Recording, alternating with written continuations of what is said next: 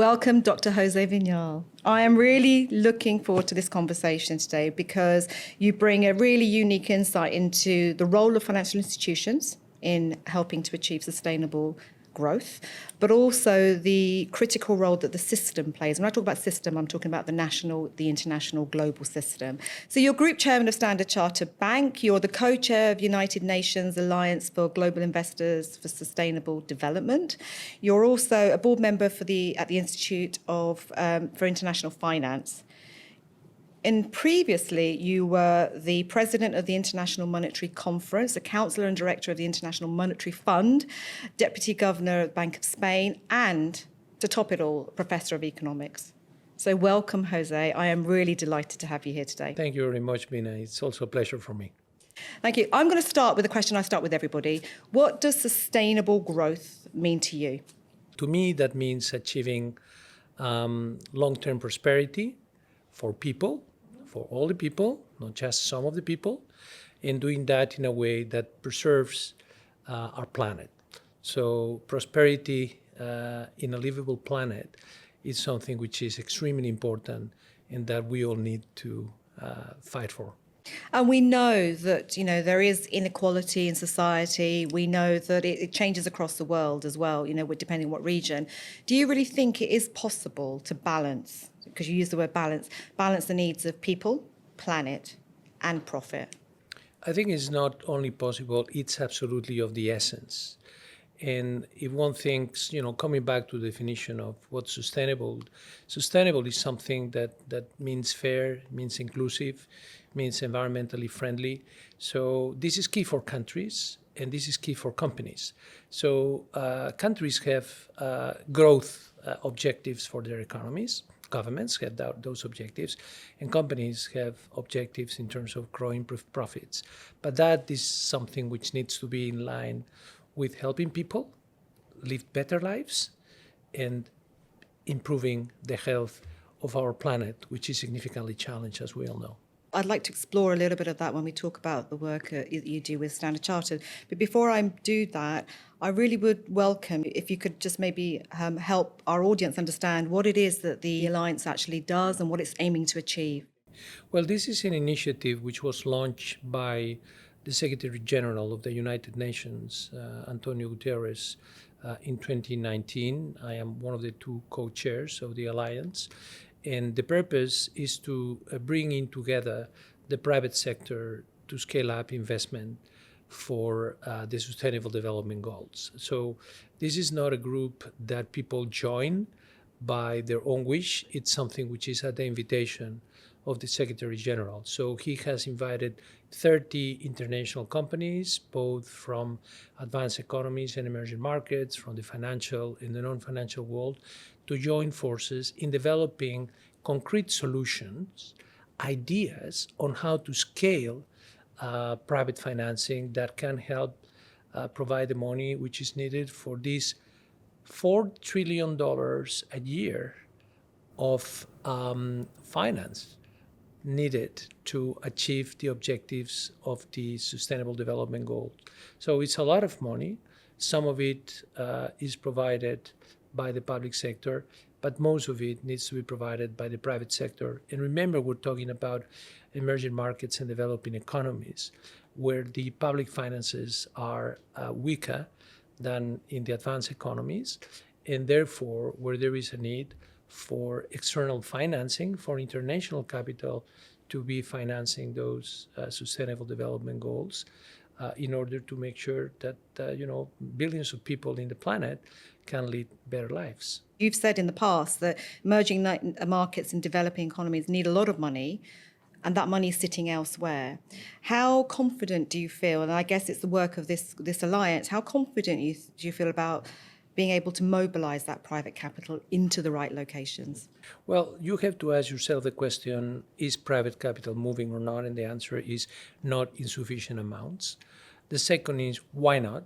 And there is a lot to be said about the perceptions of risk which exist out there, which make many investments, many projects non-investable, not bankable, because the risk-adjusted returns are not positive enough or are not even positive.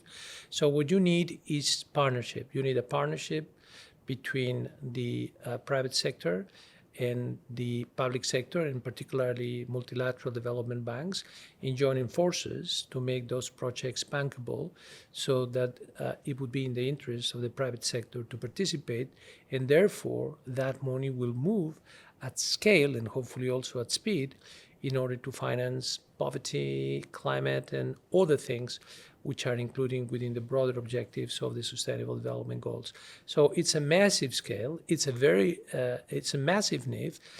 It's a very urgent need, and that's why the United Nations launched this alliance in order to join forces with the private sector.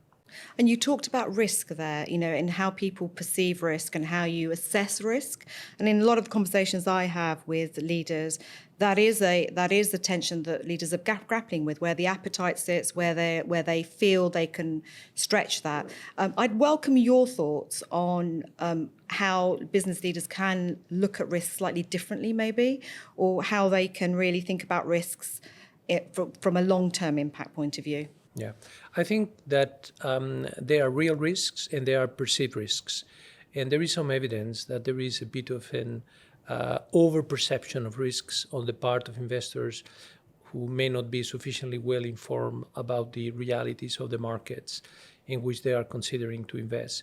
So I think that's something which is very important in terms of this informational asymmetry that needs to be corrected.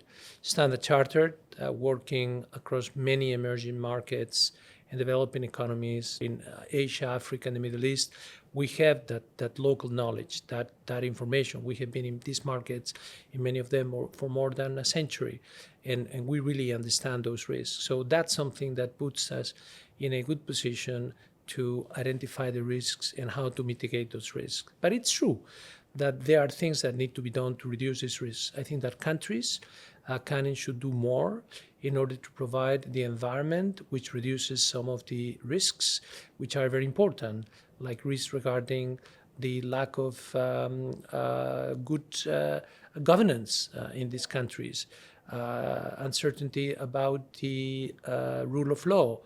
All of these uncertainties, including also macroeconomic uncertainties, put a risk premium on the investment that needs to be financed, and therefore it increases the cost of capital, and it doesn't help these countries attract the money they need. So that is one thing. But there is also something that can be done in order to identify the risks and then work with the national authorities, for example, or the national private sector partners, and with international organizations in order to de-risk some of those risks that have been identified, like, for example, political risk. This is something which is being covered by the guarantees provided by parts of the World Bank Group, MIGA. And then there are other uncertainties and risks that can be mitigated, so that again, you have something which is investable, which is bankable. And then you can attract international money to finance those projects. So in this case, it takes three to tango. It takes the local partner, public or private sector partner. It takes the multilaterals, and it takes also the private sector on the financing side. Standard Chartered Bank operates in almost 60 countries. 53 countries with a direct presence, and then over 60 countries indirectly from the presence markets. Wow, so that's a huge reach, and with that comes big impact and significant responsibility. And I know Standard Chartered Bank has also been very vocal about lending sustainably and having reaching net zero in everything you do by 2050. Yes. How would you describe the bank's role in delivering climate ambitions? And I think it's helpful for people to understand, the impact and influence you have, and how that affects the customer's ability to deliver against the impact targets as well. This is very important for us. We take sustainability very seriously. In fact, it's one of our strategic pillars. And already before COP26 at Glasgow, we published our net zero roadmap, which then we had validated at our annual general meetings in 2022. And there are three key components of this plan. One is to reduce emissions. So we are setting emission reduction targets of the key high carbon sectors so that we move along the pathway that is a science-based pathway, based on the, International Energy Agency pathway, so that we can move towards net zero by 2050. And we need to do this in a way which provides for a just transition to net zero, meaning that banking in many emerging markets and developing economies, we need to effect the transition process in a way which is consistent with economic and social development needs of these countries. So this is extremely important. And that's the first component, the emission reductions. The second is the financing, because you have to put your money where your mouth is. Yeah. And we have committed between now and 2030, in the first stage, to mobilizing over $300 billion of sustainable finance in order to help our markets move and our clients move in the desired direction towards net zero. And if one thinks of emerging markets and developing economies, this is the part of the world which has the largest fraction of global population, but also the part of the world which is going to be most directly affected by the consequences of climate change. So they need financing for climate, for mitigation and for adaptation to the consequences of climate change. And that money, as we were saying before, is not going to move alone. It needs to help to be moved, and we're going to do our share. We're going to do our share working with our clients, but also working in partnership with international organizations in the context of what is called blended finance, which is it takes three to tango type thing that I was talking about before. And this is something that we take very seriously, and we are delivering on this commitment. And we have been mobilizing last year more than $20 billion and continue to move in this. So we are on track to deliver on that commitment.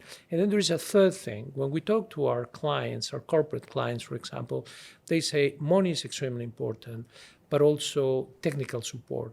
So we're putting in place the teams who are working and will continue to work with our clients in order to provide the expertise, to provide the advice, to provide the products and the services that would allow them to move down the carbon curve in the direction of net zero. So again, being very clear about what it is that we define as sustainable finance, what it is that we define as green and sustainable products and services, so that everybody can see what we can do for them, and then making sure we work for them to tailor these products and services to their needs is extremely important, whether it's a sustainable bond, whether it's a green bond or a blue bond or something having to do with some more complex financial product.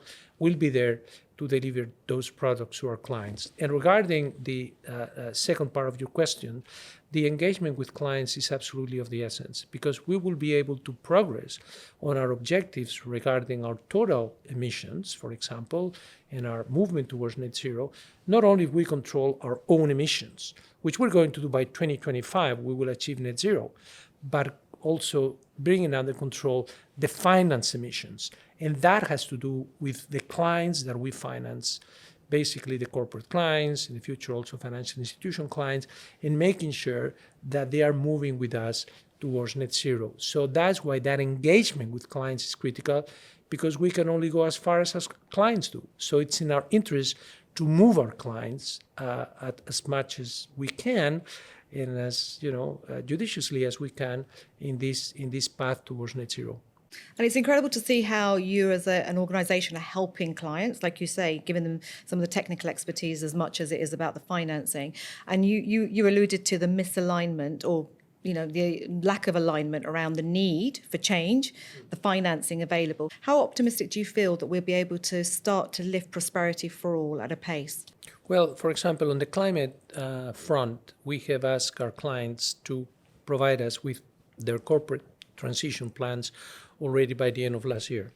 And we have been taking time to review those plans to make sure that they are credible and that they're moving in the right direction at the right speed. So we are engaging in a conversation with our clients. But we also use our clients to be a force for good in these countries. Many of these countries don't have national transition plans. Many of these countries have not clear commitments towards net zero. So by working with our clients and incentivizing them to move in this direction, I think that we are accelerating the transition to net zero in a way which, as I mentioned before, remains consistent with the social and economic development needs of these countries. And many of our clients are big corporates, which are very significant contributors to the national economy. So by working through them, we have a big impact on the markets, on the countries. And you know what? One of the things I often hear, increasingly so now from organisations, is on the S. The difficulty, if you're a global organisation, it's quite difficult, like you've just alluded to net zero, and you don't have a national plan. It's quite hard to sort of align across. And I think that's now emerging through the S. And I don't know whether you're seeing that through the work that you're doing with your corporates. They're really struggling with how do you move forward on the S agenda, the social agenda, when what you can do in one region isn't necessarily measurable or achievable in another region, just because of the scale of inequalities and changes. I don't know if you've got any reflections on that. The social part is very important for us. When we think of what the banks want to achieve through our strategic delivering on our strategy, is basically achieve three things we call the three stands. One is accelerate net zero that we have talked about, which has to do with the E of the ESG. The other one is lifting participation, meaning improving the lives of many millions of people around the world, which are in our markets. And the third thing is resetting globalization, meaning making globalization more fair, more inclusive. So the S is a very important thing. Of course, we take care of the S inside of the organization in terms of our diversity and inclusion policies and so on, but also in terms of what we try to achieve in the world is making the planet more environmentally friendly, but also making sure that we have the social inclusion that the world needs. And emerging markets and developing economies are very unequal societies. And there are big differences in income and wealth distribution. So making sure that our actions contribute to more cohesive societies, more inclusive societies is very important. And financial inclusion is one big part of that. And we're a bank, so we can contribute to that. And we are. You talk about globalization and the importance of globalization. That was your third sort of, resetting.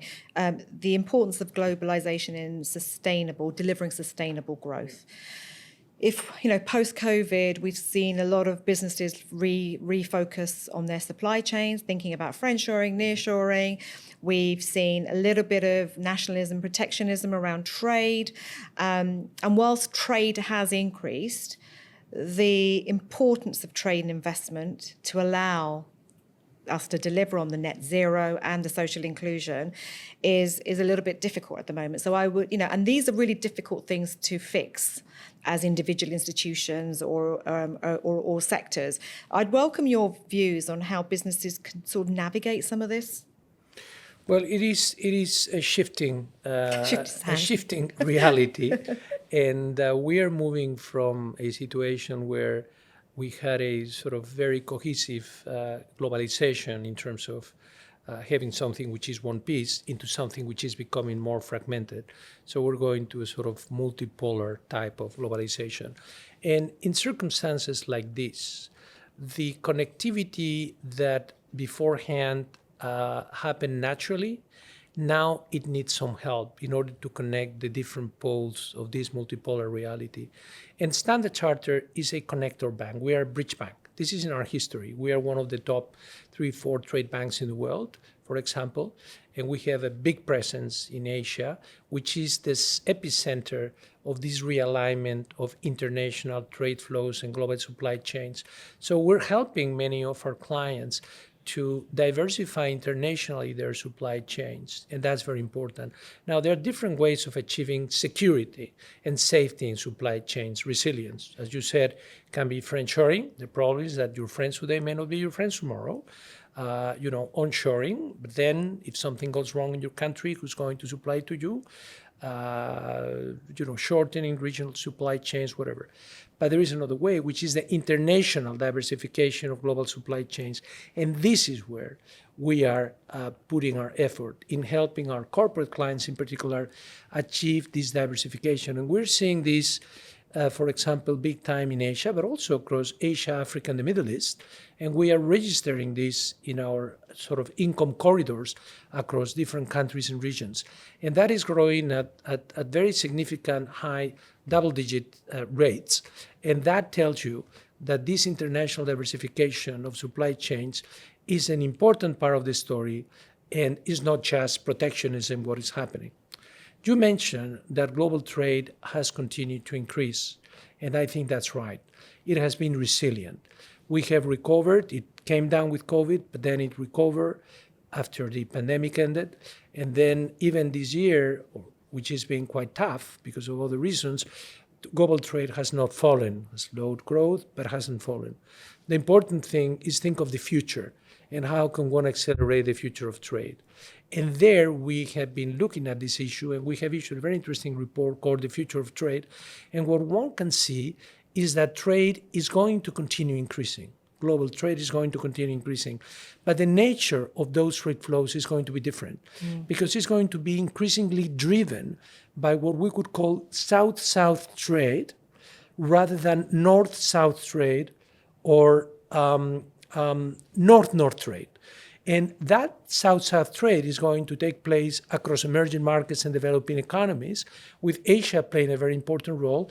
And of the expected growth in trade between now and 2030, 2035, about 70% of that trade is going to be driven by the contribution of emerging markets, in particular of Asia and the Middle East. So you're having a reconstruction of global trade flows with emerging markets having an increasing role in the global picture. When you talk about diversification, that really does play into the resilience and that we need for sustainable growth.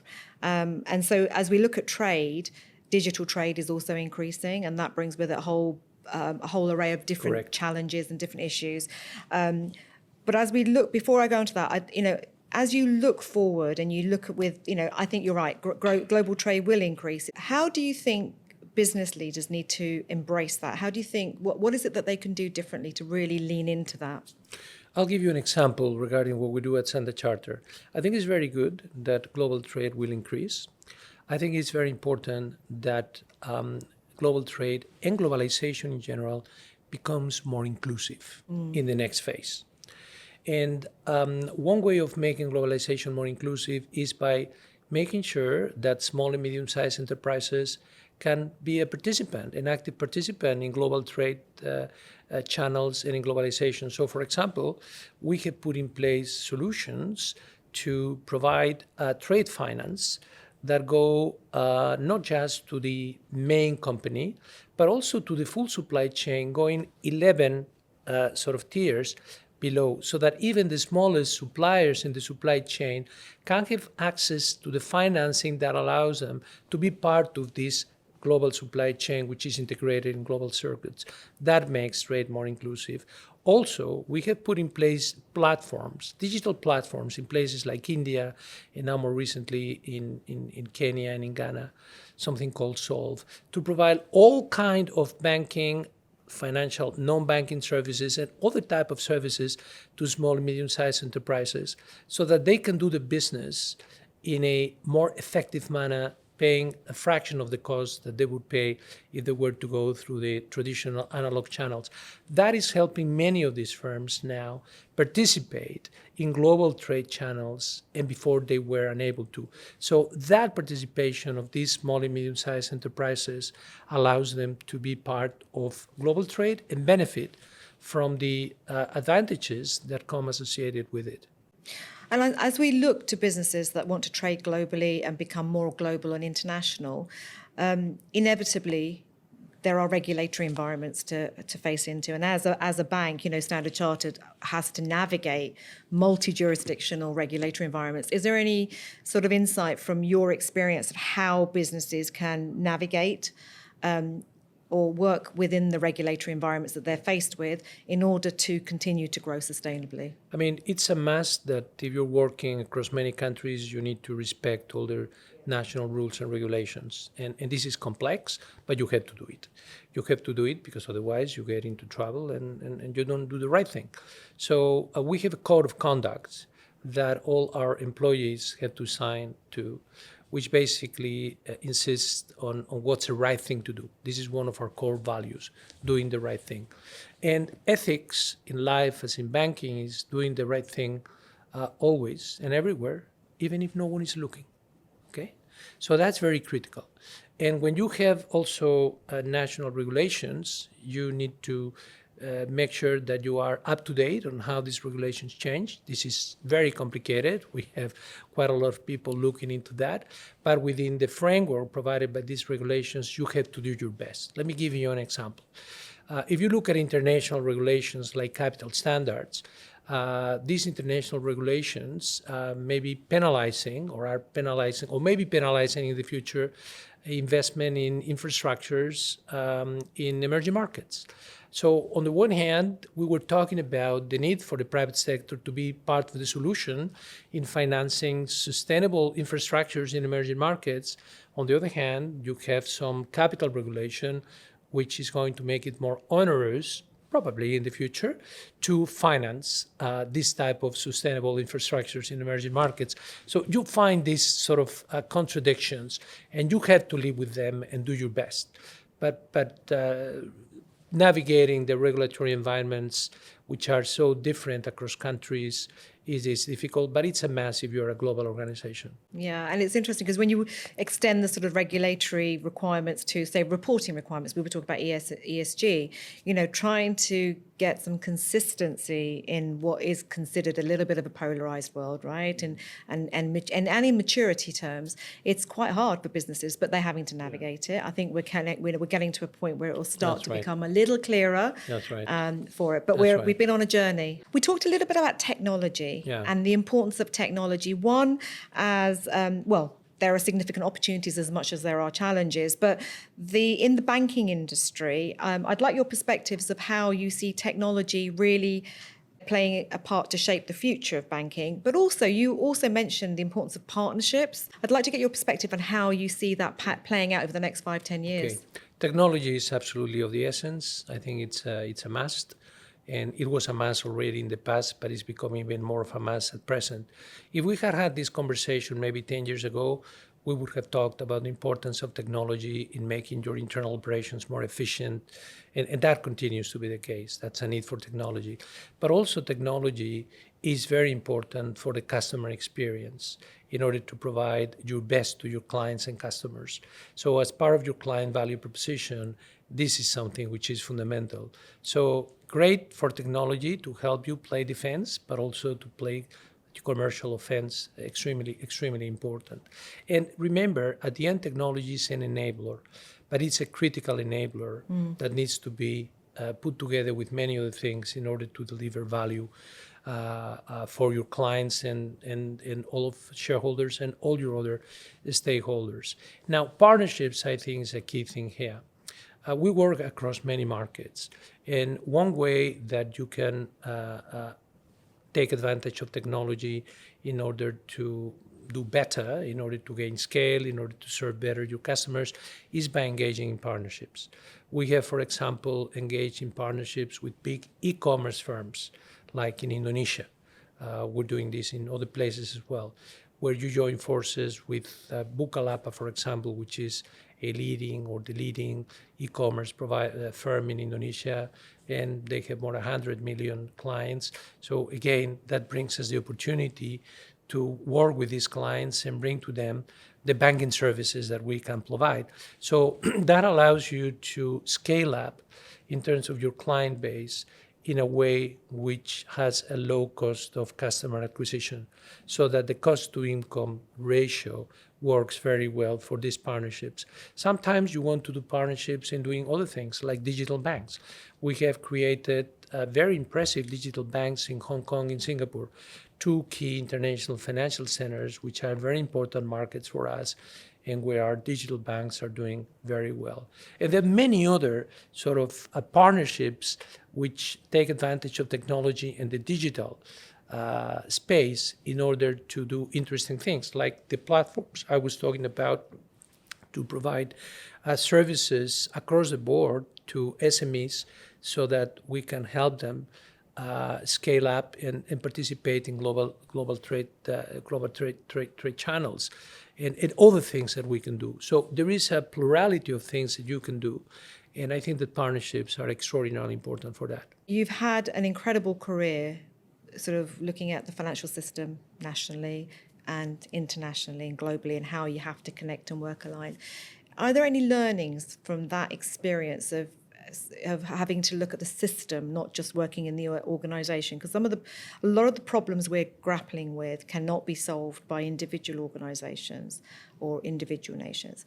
Is there any learning from your experience in the financial system that we could, as business leaders, take away? Yeah. I am a great believer in multilateralism and collaboration. In all the years I spent at the International Monetary Fund, including during the global financial crisis, vividly showed that global problems need global solutions. And global solutions cannot be engineered individually by companies or by single countries, no matter how important they are. You need to bring people together for that. We were talking about partnerships in the digital sphere before, and I provided some examples. Well, partnerships were critical in providing solutions for the global financial crisis. Partnerships and collaboration at the multilateral level have been critical in COVID in order to provide for the economic and sort of scientific solutions to get us out of what's, look at the time like an extremely difficult situation. So again, multilateralism is important and cooperation is important. Cooperation across boundaries, cooperation across sectors, between the private sector and the public sector. And I think that the response to the big challenges that the world has have to do a lot with that. And global companies, in a way, are a little bit of a microcosm of what happens in the world. So also making sure that large companies have a strong collaborative culture internally, and that you function as a team to address the challenges that you may have in this very complicated world is also extremely important. I'm a great believer in teams, in the team spirit, in team playing, and it's only through that important and difficult issues can be addressed effectively. And in my interactions with you and your colleagues at the bank, it comes through loud and clear. You've got a very strong culture, and there is that team spirit you talk about. I'd just like to understand how the board at Standard Chartered looks at culture and what you're looking to achieve. Well, as I mentioned, we try to set the right tone, but one particular aspect of the cultural transformation that we're seeking is about excellence, and having a true culture of excellence throughout the organization that is deeply embedded, that is extremely important. And in a changing world, which is creating so many uncertainties, where you have to reskill yourself to do a number of things, where we're all coping with the unforeseen every single day, I think that having a culture of excellence where every single individual in the organization does their best every single day, no matter where they are, that's something which is critical for the organization collectively to do its best as well. So that aspect of culture, that culture of excellence, is something we're very focused on at present in terms of the transformation that the organization still is undergoing to prepare fully for the challenges of the world to come. What do you think makes it so special at Standard Chartered? Well, I think that we are very serious because we deeply believe that we are there in order to bank for better lives. And we bank in markets across the world, which include a majority of the global population, and where the people living in these markets have standards of living and a quality of life which is well below what they deserve as human beings. So we need to make sure that we do our banking in a way which is, of course, consistent with our fiduciary responsibilities to our shareholders, but in a way which is fully aligned with improving the lives of people by helping them achieve their individual or family or corporate objectives, their aspirations, sometimes even their dreams. And I think that this is what makes Standard Chartered such a strong organization from the cultural point of view, because we really believe that we have a mission, which is to bank for better lives. Purpose really feels like it's a really important part of what you stand for. Has it been important in everything you've done? Well, yes, I have spent many years of my life as a public servant at the national, European, and global level, serving the public interest. And when you serve the public interest, the sense of purpose is something which comes naturally with a job. Now, it is in the private sector where you need to make sure that that alignment is also there, that the sense of purpose is there. And I have it at Standard Chartered. That's why I'm at Standard Chartered. Very happy to be in the bank, and it continues to be there. And that provided me with a fantastic psychological continuity also in moving from a public sector to a private sector career. Standard Chartered is also very famous for its diversity and inclusion approach. I just wondered, based on what you talked about purpose, we talked about how important it is to you. What's the board's role at Standard Chartered to really set that tone, set the direction? How does it work in your organisation? Well, as you said, Standard Chartered is a very diverse organization, and we try to foster sort of commerce and prosperity throughout unique diversity. That's our sort of official purpose statement. We're there for good. Here for good is what we, in an abbreviated way, is our brand promise. But Standard Chartered takes diversity and inclusion extremely seriously. We have more than 120 nationalities in the bank. We bank across so many parts of the world that diversity is by definition there. But diversity needs also to be embedded in all at all levels in the organization. And it needs to be inclusive, because being diverse but not including people, it doesn't get you as far as you need to go. So the board has a very important role in setting the tone on the culture of the organization. Then we have to implement that culture, including through the executive channels. But that setting of the tone is very important, and taking an interest in devoting a number of discussions regularly throughout the year to talk about people issues, culture issues, sustainability-related issues. All of those things are discussed at the board, are discussed at our Culture and Sustainability Committee that we created especially for this, to prepare board discussions. And so the role of the board in setting the tone and being vigilant about culture, being, filtering through the organization at all levels, so that no matter where you go in the world and no matter whom you meet who's working for Standard Chartered has that same culture, that is fundamental. And that is what the board is, should strive to achieve. And we are very, very, very focused on that.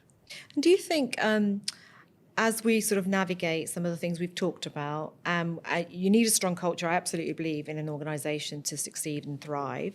As we look forward, what is it that boards, it may not be just Standard Chartered, it may be through your clients' lenses, what are they really worried about? Well, I think that boards now, and I can tell you about the bank, but also other organizations, because we just had the annual meetings of the IMF and the World Bank in Marrakesh, where also many private sector organizations came in, and the bankers, we also gathered and had our meetings and so on. Some things which are top of mind is, of course, sustainability. That's very important for us, but this is something which is now part of any conversation we have with our clients, because many of them are pivoting towards a new economy, a new, more sustainable economy. And again, this is part of their business plans. So sustainability is one very important thing. Then I think geopolitics and the importance of geopolitics on geoeconomics. So for a global organization, that is something which is top of mind. Then technology. We have talked about it. What are the challenges created by technology? Which are the opportunities that technology brings? I think and then net is a positive, but you have to have the right risk approach to managing technology risk and cybersecurity risks. And then in the world of banking, we are concerned about non-bank competitors, like big techs, which are providing increasingly products and services which are more like what banks provide, but which are not within the regulatory perimeter that banks are. So there is not a level playing field between the two. And one last thing, which I think is an important concern also in the financial sector more specifically, is that there are parts of the financial sector which are not as well regulated and supervised as banks are. And we have seen that post-global financial crisis, the core of the banking system has been resilient. We had some turmoil in March of this year, which affected some US banks and one European bank. But otherwise, the core of the banking system has been resilient. It's well regulated and well supervised. We don't know that that's the case in non-bank financial institutions. And there may be some systemic risks building up there that interacting with the higher interest rates that we have, and which have gone up very rapidly for the last couple of years, this is something that I think it's something that we need to watch. So again, that's something which is important. And then people, top of mind for boards and organizations should be people. At the end, any organization is a people's business. Your clients are people, your employees are people, your suppliers are people, your communities are people, your regulators are people. So that people aspect, and how do you manage people in order to make your organization most effective and in delivering on its purpose, I think that's also top of mind. I think the things that you talked about in terms of the regulatory risks, the risks around some of those, seeing the impact of the interest rate and some of the shadow banking, whatever you want to call it, I think that is very specific to the sector, but actually has an implications on businesses, huge implications on businesses. And interesting, the topics that you just highlighted, geopolitics and technology, but equally the emerging disruptors, we call them, that competition, actually were in the CEO Outlook that we published a few weeks ago as well. Okay. So it's consistent with what I always say industries are telling us as well. And the other one, and we've talked a lot about it today, is around environment and climate change. Really facing into that in terms of urgency.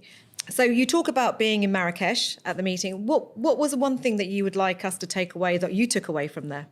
Well, one thing in particular would be the need for multilateral development banks to be more effective in the way they engage with the private sector to scale up the financing that the private sector can provide.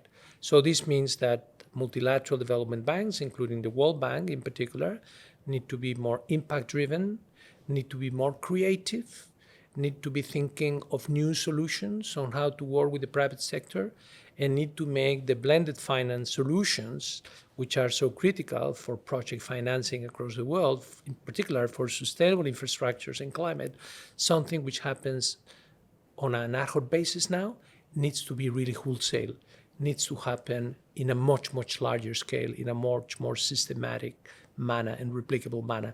That, I think, is a different degree of ambition for the multilateral development banks that needs to be delivered. And if that happens, I think we have a chance at getting the private sector also at scale in financing climate and the other sustainable development goals in a way that the world badly needs it. You're a very busy man, Jose. How do you sustain yourself?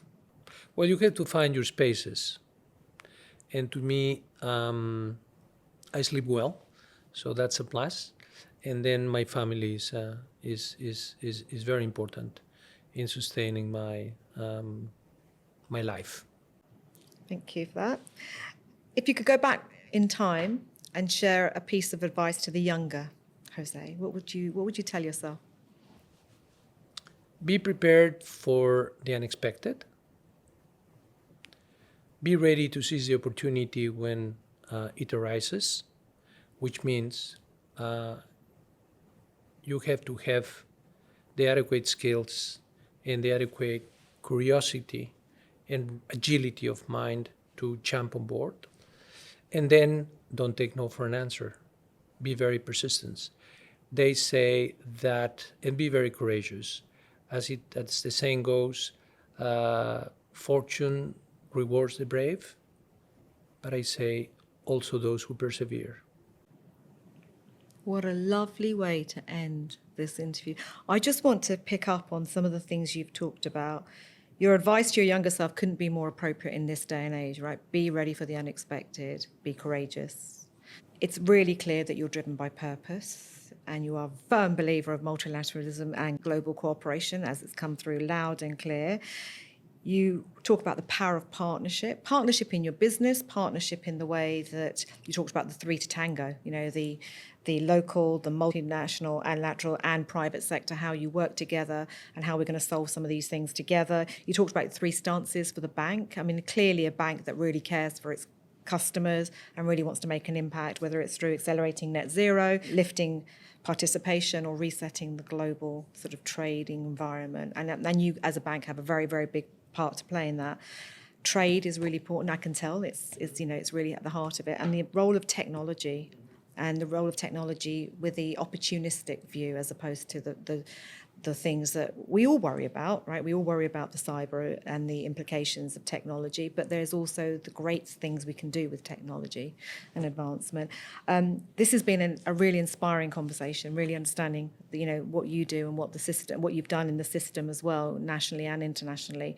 Thank you very much for joining me. Thank you. It was great having this conversation, and I really enjoyed it. Thanks a lot.